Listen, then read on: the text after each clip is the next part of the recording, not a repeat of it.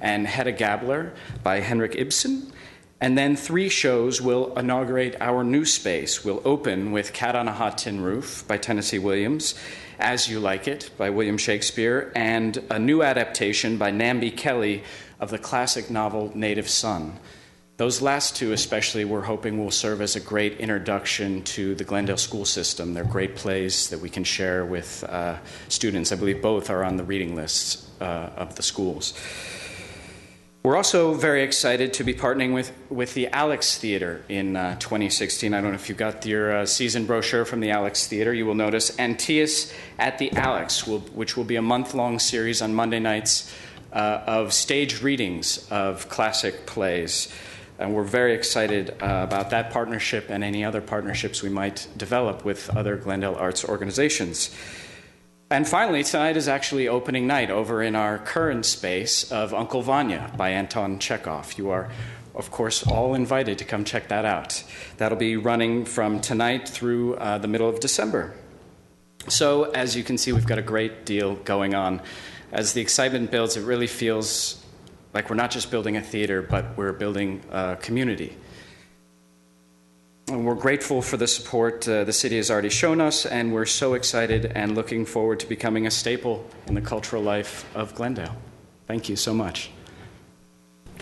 Any comments, questions? I have a couple of questions. Sure. One of them, so do you have a large donor base in Glendale itself, or is it almost all over the Los Angeles? It's pretty spread out. Interestingly enough, our second largest demographic, at least of a study we did 3 years ago, actually came from Santa Monica.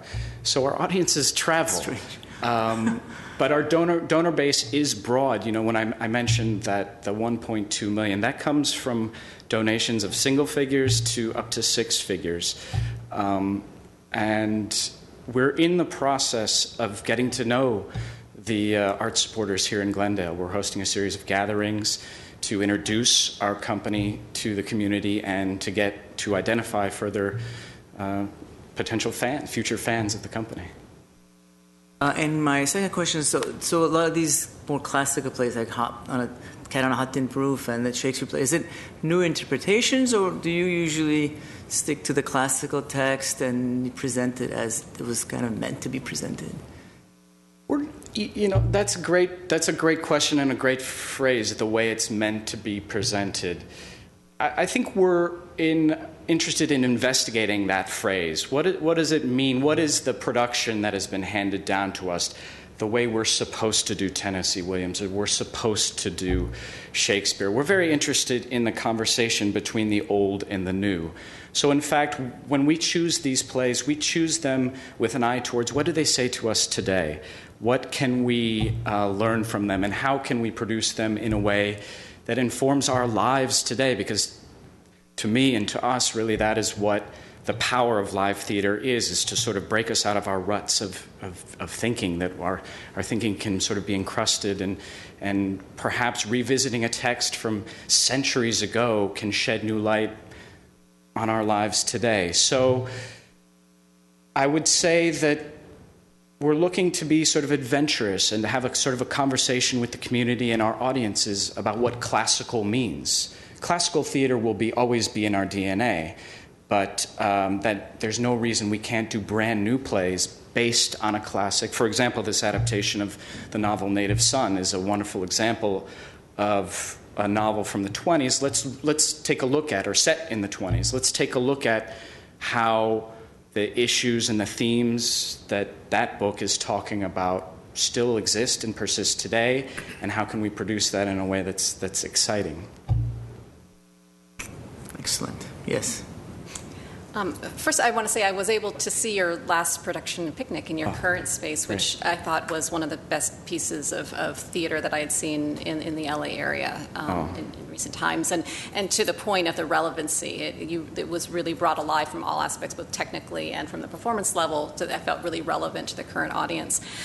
Quick question, as you're talking about fundraising and reaching out to the community, what are the best ways for those that want to become more involved with your organization and to maybe potential donors, any level? What's the best way for them to be able to reach out and be involved? Well, we have our website, which is www.shakespeare do I need to say www? Is it nts.org? What, this is like the 1980s, 90s. No, our website is nts.org, which is a great place to find out performance dates and just peruse all our different activities, our arts education program, as well as how to contribute to the capital campaign. I really think, as you just said, I think maybe the best way is to come see a show. We find that when people see what we do, the work kind of speaks for itself and it generates its own excitement. So we'd like to invite everyone from Glendale to come check us out while we're still in our old space, check out the website, and of course contact myself or anyone else at the company, and we'd be happy to share that information with you. One last thing. Two comments. First Yes, of all, sir. I want to thank you to pick Glendale as your home base, and we are really proud and happy to have you in our city. This is a not only traditional company or a theater company, but also a new for our community, and we are looking forward to see you. Second is congratulate you. You have an excellent plan on paper, and hopefully within the end of the next year, 2016, we'll be on the red carpet during the opening day, hopefully, and we'll see what happens. Thank you for coming. Thank you for those kind words. And I would just add, as a new commissioner, thank you. I've been following as kind of just an art lover the developments, and I know you had a groundbreaking earlier, and I just want to congratulate you guys, and I echo those sentiments. I think it's a great addition to the city of Glendale. It's very unique, and we're excited to see it open, and for all the residents to be able to fully experience it. Terrific, thank you. Well, and I would like to say the same thing. We are very proud to have you here. Two questions. You said that with the school district, you're on their reading list. Is there a way you have kind of become a part of what they are doing, or inviting them to come to your presentations, to your training sessions? Is there any? How have you managed to do that? I would say that's in the works. I believe there was a meeting last week between the head of our arts education program and someone from the school district. I haven't had an update on that meeting, so we haven't. We've made the initial steps towards getting to know the principals and the curriculum and how our work can intersect with theirs. So I would say the shortest answer is that it's in the works, and any way that we can facilitate that, we're gonna look to do. I would like to help you in that direction. Later on, I'll give you my card, and we could work on that, because for years I've been with the district. I like to see that to become as a kind of a one of the electives, or it could be one of the presentations that kids would come to the theater to learn more, because that is the best way to learn literature, present, past, and future. Yeah. So I hope that would be on the radar for them. The next thing I wanted to ask, I'm not sure in your explanation if I caught that.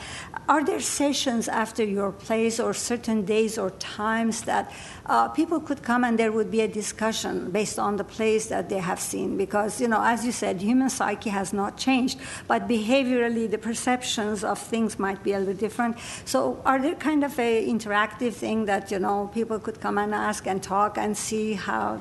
So basically it would get from the past to the present. Do you have any such sessions, or that's not part of what you have? No, we do. That's a very important part of what we do. When I said that it feels like we're building a community, not just a theater, our plays, usually about once a week, we have what's called a talkback, where the audience can stay after the production, and we'll either have the director or the scenic designer or the costume designer or one of the usually all the actors come and stay, because they love to interact with the audience. And there's usually a 20 to 30 minute discussion about the production. In the past, we've also had what's called a salon series, where different experts in the field of dramaturgy or directing or classical theater or Shakespeare will do a session for the public, for our audience, on whatever it is their specialty is. I also like the idea of pre-show talks. One thing we find with the schools is that when the students have read the material and discussed it, and then they come and see it live, there's an extra level of engagement and excitement and often interaction with them that is really exciting. And I think, and my mother is an avid theater goer, and she loves to read all the plays before she comes, and often says how much she likes to have the opportunity to talk to the director, because I'm in the play, I can introduce her, and so she can have an idea of what she's about to see. So we also are working on ideas about having pre-show talks as well. So yes, I mean those are all that interaction between. We really are. The space design is very intimate. It's not meant to create a division between artist and audience. Our goal is really for there to be a conversation and an interaction between the art and the audience. That is phenomenal, because reading something and then watching that presented, it engraves it in your mind and soul forever. Some of the music is like that. Like Copland's music, I always see the movies in my mind when I see that, because somehow it gives you an image, a kind of something more than what I already have. Now, for students to be able to participate in the pre-sessions, do they have to pay for anything, or can it be arranged so that it would be kind of a learning session for them? Absolutely. We have a pretty robust fundraising arm solely for arts education. There's a lot of interest in our programs for that. No, I would think not. Yeah. That sounds great. Thank you very much. It's a great gift that you are bringing to our community, especially the way you are presenting it. Just to have a theater is one thing. To build the relationship between the community, especially the youngsters who are the future, to get into that world that stage brings. Even movies do not have that. Most of the actors, they wish to have a part in something that is on the stage, which is live. So to give that gift to our community, that's a wonderful thing. So may God bless you, and thank you. Thank you so much. And we'll be in touch for the. Yes, please. Okay, absolutely. Thank you. You're welcome. Next.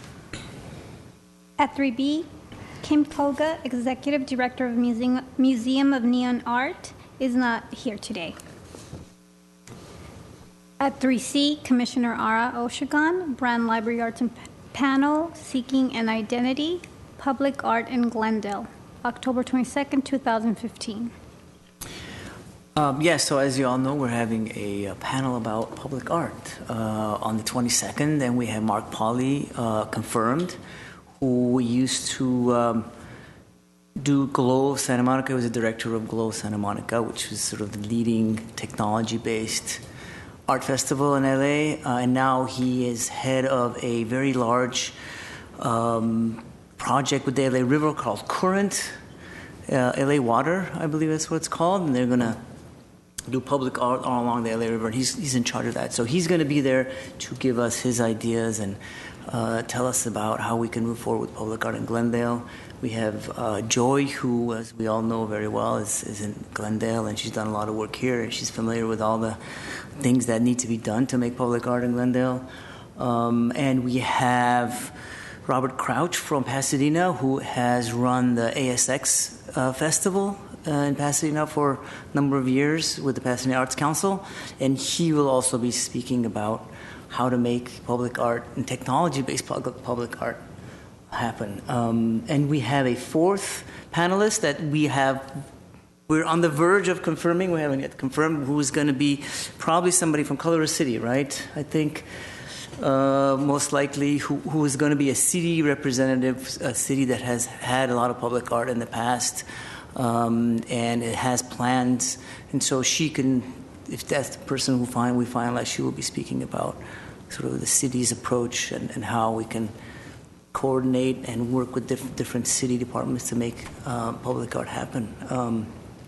I hope it'll be an interesting panel, a lively panel, with different ideas, and we think this is going to be sort of the first thing. Afterwards, we have other plans to talk more in depth, more extended discussions about public art in Glendale, how we can move it forward, and really the idea being finally, have something in Glendale public art-wise that kind of defines or begins to define who we are as a community overall and in general. And when somebody comes into Glendale, you kind of have the feeling of you're in a place that has said something about itself, sort of. So this is the first step in that. Great. Can I ask Yes. something? Yes. That's fantastic because we need to learn much more about what is public art and how it's being done and what makes it more successful.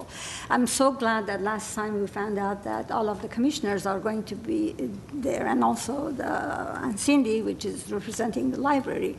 Do we have other art organizations invited, not for the panel, just to be there as a learning session, to be part of the dialogue, and also from the city? Do we have other, like council members and et cetera, invited to that session as well? Because it brings, we need the whole village to educate, as they say. We need the whole kind of gamut to have it, to see what is there and what is happening, and then for the follow-up as whatever we need to. That's a major step that you guys are doing, and you need to be really commended on that. But is there Yes, any kind thank of you. invitation Well, system? the Brand Associates is co-sponsoring the event, and I think it is very important to invite every single city council member.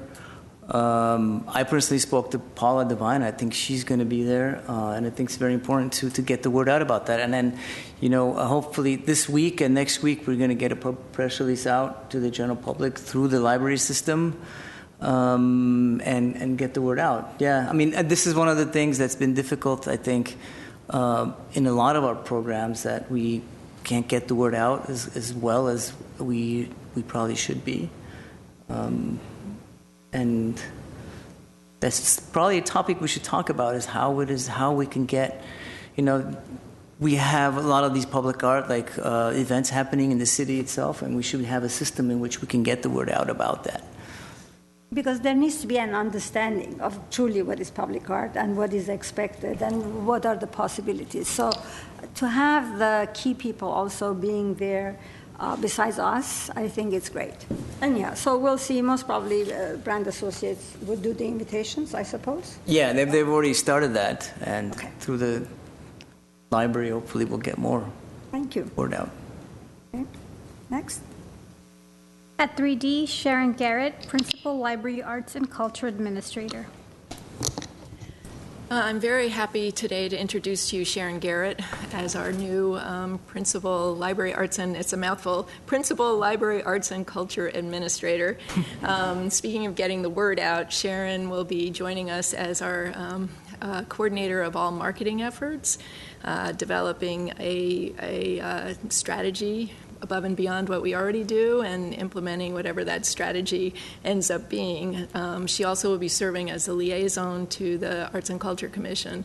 So before I introduce her and let her say a few words, I just want to give you a little background on who she is.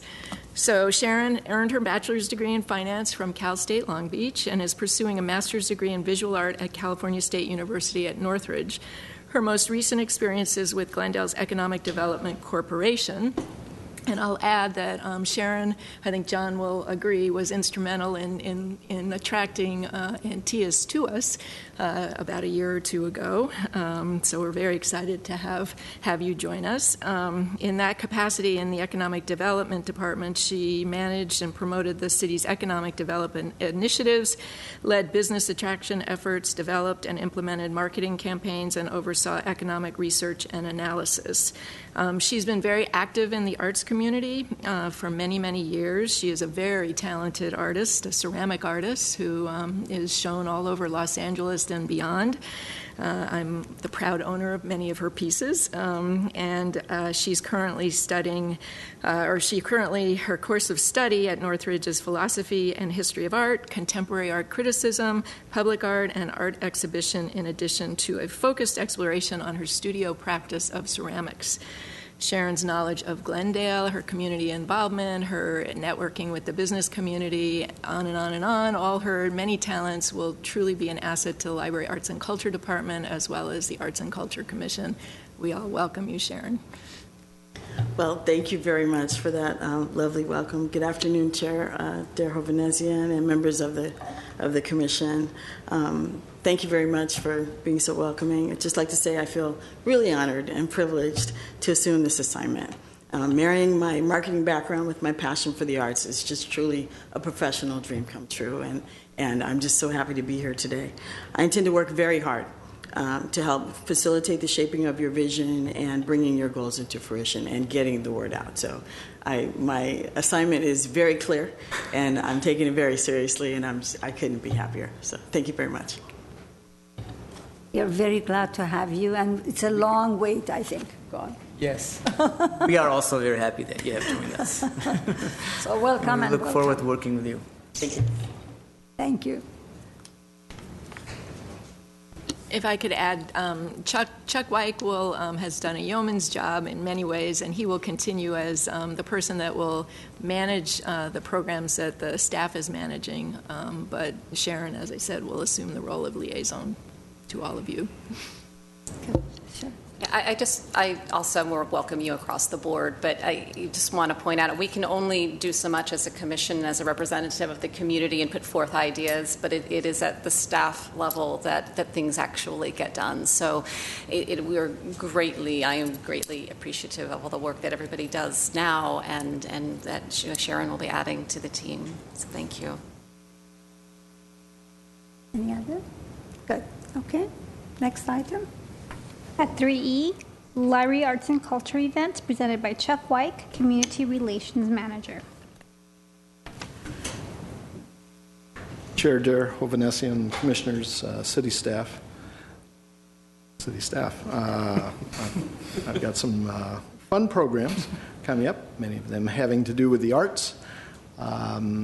We'll look back at Water Finds a Way right outside our building here in Perkins Plaza. We had a nice little crowd in 100-degree heat,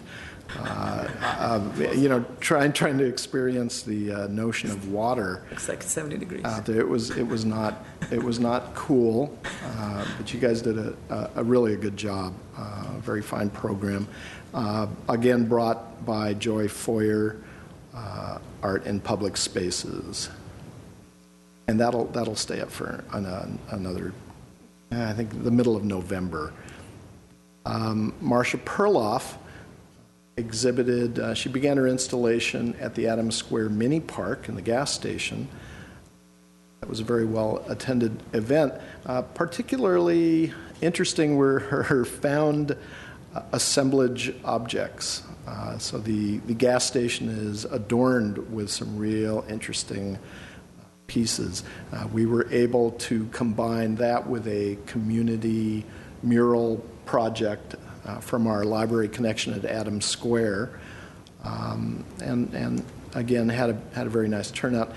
Tonight, up at the Brand Library, we have Liddy Matthew, who is going to talk about her first book, The Musician's Secret, 7 p.m. tonight, October 15th at the Brand Library. It's a work of fiction. She will have a dudek player and some sort of beverages for the audiences to experience tonight. Saturday, again, I mentioned the community mural project. That was part of our Big Draw LA program that we partner with the Big Draw LA. It's a worldwide celebration of drawing and art. We're going to have a real simple, what we call chalk the walk, like you see these kids doing here. And they're going to adorn that sidewalk with all kinds of art. At the same time, we'll have a Green Streets expo.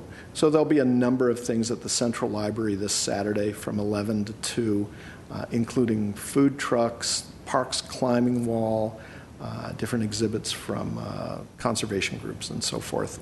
That's Saturday. Dance company. The dance programs continue up at Brand this month of October. There's 2 more left. We have Ariane McBean and the Big Show Company on October 17th at 2 p.m., so you can rush up there from the Central Library. and Finding the Pony Box Dance Theater on Halloween at 2 p.m. That'll be the last of the 4-part series in the dance program, sponsored by the Associates, Brand Associates. Of course, you heard about the Public Art in Glendale panel discussion. Again, 7 p.m. Thursday, October 22nd. That's in 1 week. And this is the basement of our central library. That stuff is called rebar, and this week or next week it'll all be filled in with cement. So that we have a number of shear walls that are going up in the building. So this process is just the first of 6 or 7 that will take place over the next year and a half before we're complete just with that aspect of the renovation. The rest of the building looks a little different. There's some amount of heavy machinery and strange goings on behind this big plastic wall. Most of that will be finished by the beginning of 2016. And that area to the right up there in the right-hand corner, those are our book stacks. So our books, or 60, 70% of them are off in storage, and they will come back around the first of the year. And we'll be able to reclaim some of this for our public. We've had some interesting days. You know, we open now at 9 a.m. Saturday and Sunday. And we've found it builds during the day and people don't leave, even on a Sunday. I worked last Sunday and everybody said it was typical. Slow morning, and then before at the end of the day, there were over 1,000 people that visited the library. Many of them just stuck around. We have free Wi-Fi. The climate is appealing inside the building. It's fairly quiet, even crammed into an area about half the size of what we usually have. They just stick it out and they work. So that's we're gathering information. I think Cindy would agree that we're just testing the waters with late nights, early mornings, long Sundays. There are positives for the community there that we'll be working on. So if you want to know what's going on, you can talk to me. You can call 548-2030 and call library administration. There's another bunch of numbers. There's a website. I'm going to, probably in November, I'll launch big deal launch of all of the pictures that we've taken of the construction so far. They're there already, but I'll make a big to-do of it. And people will be able to see month by month what's going on. Great job and great presentation. Thank you. Thanks. Any comments? Yeah, I'd just like to add to what Chuck said is we have morning hours on the weekend, but the other change is we are now open until 10 o'clock Monday through Thursdays, which give students a great opportunity for a place to study and everyone else in the community a quiet place to be and enjoy a good book. So Monday through Thursday we are open until 10 o'clock, and as Chuck said, we're testing the waters on that, and so far so good. It's very popular. On that one, I would like to thank you, because I know that with this heat and everything, it's a big opportunity for youngsters to be able to come in the peace and quiet of the library and the cool space to do their work and to study and read. Grateful. Thank you very much. Thank you. For long hours. Thanks. Next. Item 4, oral communications. There is none. Item 5, business agenda. At 5A, action item. At 5A1, selection of vice chairperson. All right, Commissioner Derhovannessian, fellow commissioners, city staff, staff is recommending that the Arts and Culture Commission select a vice chairperson to serve until January 2016. This is due to Commissioner Lee's vacating his position with the commission. The process that I've put into your packets is consistent with Robert Rules of Orders and the Arts and Culture Commission rules and procedures and city practice. I can go into a little bit of detail if you'd like. Once a chairperson, and in this case a vice chairperson, have completed a term, neither may serve in the same capacity in the next calendar year. After this agenda item is fully introduced, the chairperson shall open the floor for nominations for the position of vice chairperson and receive nominations from the commission. A commissioner may be nominated by another commissioner or may nominate him or herself. The motion to nominate an individual does not require a second. Once the nominations have been made, the chairperson will close the floor to nominations. At this point, a majority of the commissioners may request that the candidates provide a verbal statement regarding their qualifications or interest in the vice chairperson position. And if the commissioners wish to hear a statement, it is appropriate for one of the commissioners to make a motion requesting such. The motion would need to be seconded and voted upon. If the motion is approved by a majority of the commission or by unanimous consensus, then each candidate could provide a verbal statement in the order in which they were nominated. Once the nominations and statements have been received, the selection of an officer is decided by a majority affirmative vote of the quorum. That's 3 affirmative votes. Voting is generally conducted as a roll call vote. If there's only one candidate nominated for the vice chairperson position, each commissioner replies with either a yes or no during the roll call vote. If the candidate receives at least 3 affirmative votes, that candidate will become the vice chairperson and no further votes will be taken. If the candidate does not receive at least 3 affirmative votes, the nominations will reopen and the process will be repeated.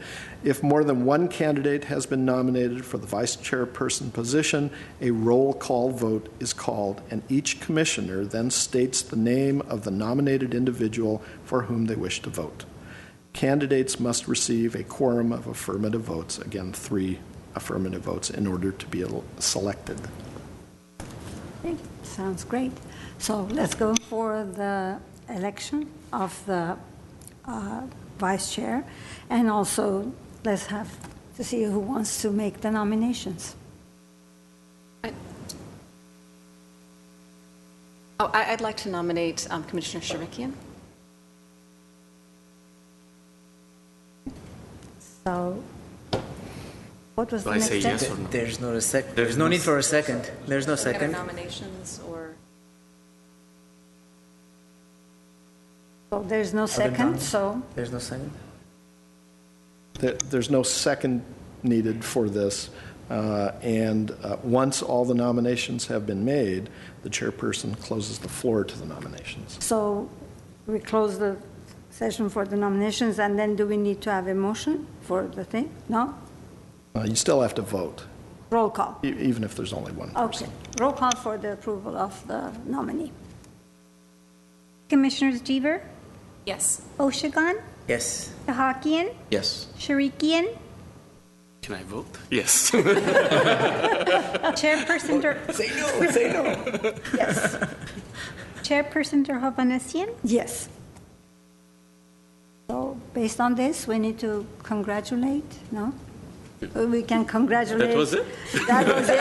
Since there were no other nominees, so we would like to congratulate you to the position of the vice chair. And this is so timely because next month, actually, I'm going to be in South America.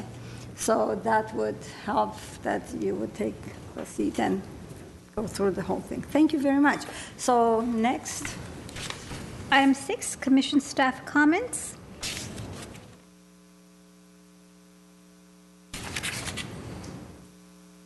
Go ahead. I'll start. I have a quick update. I know that the Museum of Neo Art was not be able to be represented today during our agenda, but as the liaison to Mona, I just want to mention that they took possession of the space on the 2nd of October, which is pretty exciting, and that they are still doing some interior work, but they plan to have a soft opening the Black Friday. Their gift shop will be open beginning October 27th, so plan ahead for your shopping extravaganza for the upcoming holidays and help to come out and support them during that weekend. And sometime in November, they intend to be announcing their formal opening of the entire space, potentially probably in January, but we don't know. So we'll find out from them when that comes. That information is available. But also, you might start seeing some more activity in October as the month wears on. I think I believe some signage will be going up. They'll be getting some of their larger pieces moving in the Paseo, which is that cool connection space where you can see right through to the Americana and right through to where the library is, kind of connecting that full end of our arts and entertainment district. Will all be coming alive as we move forward into the month. So it's a lot of activity happening. I know that they're still, I'm sure, like everybody, still always fundraising. So if you want to support them, I would go to their Facebook page to find out about all the events that are coming up and the like. So I know I'm pretty excited about that. And then just on another quick note, I had the opportunity to attend a lot of the events. We had the mural talk with Isabel Rojas Williams up at the Brown Library a couple weeks ago, which was really well attended, and of course our You Are Here programs that have been coming up. Just last night, the yarn bombing at the Alex, and it's just been a real pleasure to see a lot of different people coming out from the community, whether they're artists or residents in the community, neighbors. We're really reaching out to and hearing from just a really diverse cross-section of people for all these different events, and I'm hoping that numbers will continue to increase, but it's been exciting, and the Glendale News Press picked up some of the stories from the Brand Associates and that mural talk, and so there's a lot more buzz about public art and about what we can do and how we can get involved and people that want to step forward. So I'm really excited. I think it's an exciting time. I would just want to say regarding the opening at that art, public art, water conservation art, I was really glad to be part of it, at least that afternoon, although it was over 100 degrees. Everybody was wearing shorts and tank tops, and I was putting my jacket. I had really sweat that day. But I want to also thank my co-commissioners, Terry and Ara, that they were there, and we supported the event. I really enjoyed every moment of it. And then, of course, we had the Councilwoman Laura Friedman was there. Thank you for her attending. And that was great to show up and say a few words from the council. Thank you. Yeah, Deb? I would just add, Commissioner Shariki and I had the opportunity to attend Commissioner Oshagan's presentation on his amazing body of work. For both the historical context and just as a public art project, Eyewitness was an incredible project in Los Angeles, and it was a great example of how public art can really activate a space, because I'm sure you've discussed it many times, but there were acting that went into it. There were musical performances that went around the space as well, and so I'm really looking forward to the public art discussion with fellow commissioners as well. It's an exciting time to be part of this in Glendale. And I would like to say that I was also enjoying all the wonderful presentations we had. I went when you guys left. Water finds its way. I had a family funeral that I had to attend, but on the way I had my husband to stop the car and get off, and he says, "Do you have to do that?" I said, "Yes, definitely. We need to support all of our events. It's a great activity." AFTA's presentation yesterday at Alex Theater was phenomenal. It was beautiful, very interesting, and it was well attended.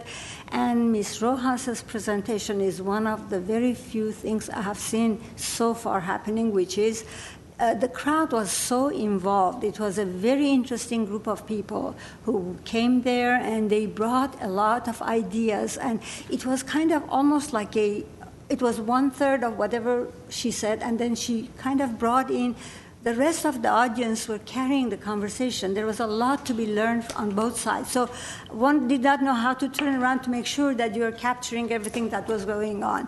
And it is phenomenal, since we are also planning to have our mural project, which I'm going to be involved with that too. So it was a major, major kind of a boost into seeing how much passion and how murals can be effective in a community, and what kind of murals we need to look forward to, and etc. So it was wonderful, and as Commissioner Deaver said, it is very interesting because we are kind of all over. During the week we have so many different events going on, and then community comes in and joins whatever is being done, so they get exposed to what City of Glendale is offering them. That is major. They are coming to understand how we are an integral part of whatever happens in our community. So I'm very grateful for the commissioners who attend most of the events, either beginning, end, or the whole time, but nonetheless, everybody is very committed. That's very important. So thank you very much. I want to add one more Yes. thing. I'll be visiting China on October 25th till November 3rd on a business trip. I'm visiting two cities, one in Guangzhou near Hong Kong, and another one Qingdao, which is North China. I'm trying to contact either an art commissioner or somebody, art director in Qingdao, which they have a beautiful seashore and beautiful art programs. And I will be, although they don't have Facebook in China, so I will not be able to report right away, but I'm looking forward to at least have a conversation or meeting or lunch with them or dinner, and I'll report you when I come back. Do you have a contact person to do that, or would you like me to introduce if I have one? If there is a contact person, yes, because I'm trying other means to find the person. But if there is any way I can contact, that would be great. Okay. I'll try to see if I would be able to. Sounds great. Thank you. They are richly endowed in art, and they are phenomenal in their presentations. They are so accurate and hardworking in whatever they present. So you will be enjoying it phenomenally. Sure. So, next. Item 7, written communications. We have none. So, hence, we can adjourn the meeting. Thank you. Thank you. This is officially my South American glasses.